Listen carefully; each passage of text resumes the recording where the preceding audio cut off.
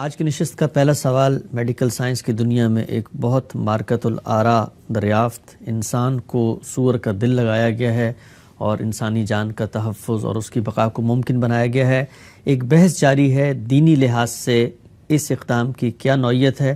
3 استدلالات پیش کیے گئے ہیں۔ پہلا یہ کہ قرآن مجید نے سور کو رجس قرار دیا ہے، اس کا وجود اس کے جسم کے اعضاء نجس العین ہیں، لہٰذا ایسے کسی اس کو انسانی جسم میں داخل نہیں کیا جا سکتا۔ دوسری بات بھی یہ بیان کی گئی ہے کہ رسالت مآب صلی اللہ علیہ وسلم فرماتے ہیں کہ ایک دل ہی ہے ایک بندہ مومن کے جسم میں، جو اگر ٹھیک ہو تو پھر انسان بھی ٹھیک رہتا ہے۔ اسی دل کو تبدیل کر کے سور جیسے ناپاک جانور کا دل اس میں لگا دیا گیا ہے۔ اور تیسری بات یہ کی جاتی ہے کہ اگر کوئی چیز حرام ہے، ممنوع ہے، تو استرار میں اس کا وقتی طور پر آپ اگر استعمال کر لیں تو جائز ہو سکتا ہے۔ یہاں پر تو انسان کی بقا اور ایک دائمی اور مستقل چیز اس کے ساتھ کی جا رہی ہے، لہٰذا وہ استثناء بھی نہیں ملنا چاہیے ہے۔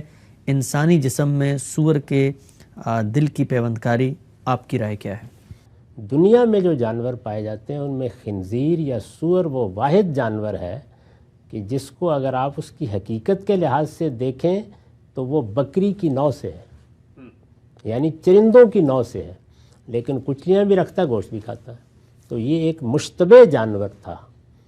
شیر کا ممنوع ہونا یہ موضوع بحث نہیں تھا، اتنی بات کہہ دینے سے واضح ہو گیا کہ صرف چرندے تمہارے لیے جائز ہیں۔ اس کے بارے میں بحث پیدا ہو سکتی تھی، بحث پیدا ہوئی، آج بھی موجود ہے۔ اس میں اللہ تعالیٰ نے اپنا فیصلہ سنا دیا کہ یہ بھی اپنی حقیقت کے لحاظ سے درندہ ہے، اس لیے اس کا گوشت بھی نہیں کھاؤ۔ تو اس کا ذکر خاص طور پر اس وجہ سے آیا ہے، یہ نہیں ہے کہ یہ کوئی بڑا نجس جانور ہے اور اس کے ساتھ اللہ تعالیٰ کو خصوصی نفرت ہے۔ اس سوال کا جواب دینے کے لیے یہ بتا دیا گیا کہ یہ بھی انہی جانوروں میں سے ہے، اور جتنے جانور بھی کھانے پینے کے ہو سکتے ہیں ان میں اگر غور کریں تنہا جانور ہے، اس لیے تنہا نام دے کے اس کو خاص طور پر بیان کیا اللہ تعالیٰ نے۔ پہلے تو اس بنیادی بات کو سمجھ لیں کہ یہ جو رجس ہے یا جو نجاست قرآن نے بیان کیا، فَإِنَّهُ رجس کے الفاظ کہے تو اس کا تعلق کھانے کی نجاست سے ہے، اس کا تعلق خود جانور کی نجاست سے نہیں ہے۔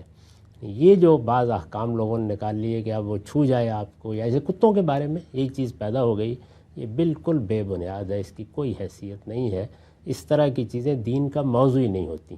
کوئی چیز غلیظ ہے نظر آئے گی آپ کو، آپ اس سے اجتناب کریں گے، اپنے آپ کو پاک رکھیں گے، اس کے لیے کسی رہنمائی کی ضرورت نہیں۔ رہنمائی یہ چاہیے تھی کہ درندگی تمہارے لیے کسی طرح شایان شان نہیں ہے، تو درندوں کا گوشت تم نہیں کھاؤ گے۔ اب ظاہر ہے کہ یہاں ایک بڑا سوال پیدا ہوتا ہے، وہ یہ ہے کہ درندوں کا گوشت کھانے سے منع کر دیا تو آخر وہ کیا چیز ہے کہ جو ہم سے متعلق ہوتی ہے؟ تو 2 ہی چیزیں ہیں نا، جب بھی آپ کوئی چیز کھاتے ہیں، ایک یہ کہ آپ اس کے لازمی نتیجے کو مانتے ہیں کہ جب آپ کوئی ایسی چیز کھائیں گے تو وہ جا کے کیا کرے گی؟ آپ کی غذا کا حصہ بنے گی۔ آپ کی غذا کا حصہ بنے گی تو آپ کے پورے وجود کے تخلیقی عمل میں شامل ہو جائے گی۔ اس لیے کہ یہ بات تو ہم اب سائنسی طور پر جانتے ہیں کہ ہمارا جسم مسلسل تخلیق ہوتا رہتا ہے، خلیات بنتے رہتے ہیں اور نئے نئے پیدا ہوتے رہتے ہیں۔ تو اس وجہ سے جو کچھ بھی ہمارا وجود ہے اس کا تخلیقی عمل چونکہ مسلسل ایک نئے عمل سے گزرتا رہتا ہے، نئی ایجاد سے گزرتا رہتا ہے، تو اس میں شامل ہو جائے گی۔ اس کا لازمی عقلی نتیجہ یہ نکلے گا کہ جو ہم کھاتے ہیں وہ صرف ہمارے جسم کی تشکیل ہی نہیں کرتا، ہمارے اوپر اس کے اثرات بھی ہو سکتے ہیں۔ دوسرا پہلو کیا ہے؟ دوسرا پہلو یہ ہے کہ جب ہم کوئی اس طرح کی چیز کھاتے ہیں تو احساس کی نوعیت کیا ہوتی ہے؟ جیسے میں نے بول و براز کی مثال دی، تو 2 چیزیں ہوئیں، دونوں ہی چیزیں بالکل عقلی چیزیں ہیں۔ تو ہمارے دین میں یہ اصول ہے کہ جب بھی کوئی حکم دیا جاتا ہے تو آپ اس کی حقیقت متعین کرتے ہیں اور جس علت پر وہ حکم مبنی ہوتا ہے اس کو متعین کرتے ہیں، یہ ضروری ہے۔ اور جب آپ علت متعین کر لیتے ہیں تو 2 چیزیں ہوتی ہیں، کسی جگہ وہ پائی جائے تو حکم وہاں پہنچ جاتا ہے، نہ پائی جائے یا ختم ہو جائے تو حکم میں استثناء حاصل ہو جاتا ہے۔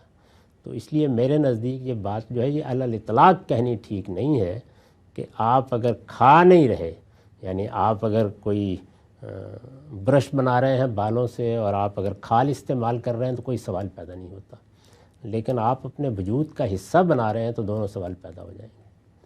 یعنی یہ دونوں سوال جو ہیں یہ بالکل منطقی، بالکل عقلی سوال ہیں۔ اس لیے میرے نزدیک اتنا سادہ معاملہ نہیں ہے کہ کھانے کے لیے ممنوع ہے، کھانے کے لیے ممنوع ہے تو کسی نتیجے کے لحاظ سے ممنوع ہے، نتیجہ وہی مترتب ہو رہا ہے، آپ کے احساس میں مترتب ہو رہا ہے تب بھی بچنا چاہیے، اور آپ کے وجود میں مترتب ہو رہا ہے تب بھی بچنا چاہیے، دونوں صورتوں میں۔ تو میرے نزدیک علت کا اشتراک یہ کہہ رہا ہے کہ ایک مسلمان کے لیے یہ جائز نہیں ہے۔ یہاں مسئلہ یہ پیدا ہوتا ہے کہ کھانے میں دو چیزیں تھیں، اب آپ دیکھیے دونوں کی دونوں پوری منتقل ہو گئی ہیں، جسم کا وہ حصہ بن گیا ہے، وجود کا حصہ بن گیا ہے، اسی طرح سے جس طرح کے باقی جسم کے اعضاء ہیں، اور وہ احساس کہ میرے سینے میں بکرے کا دل دھڑک رہا ہے، سور کا دل دھڑک رہا ہے، وہ احساس جو ہے وہ پوری طرح منتقل ہو گیا۔ دونوں چیزیں اپنی پوری قوت کے ساتھ منتقل ہوئی، اس لیے میں تو اس کو بالکل ناجائز سمجھتا ہوں۔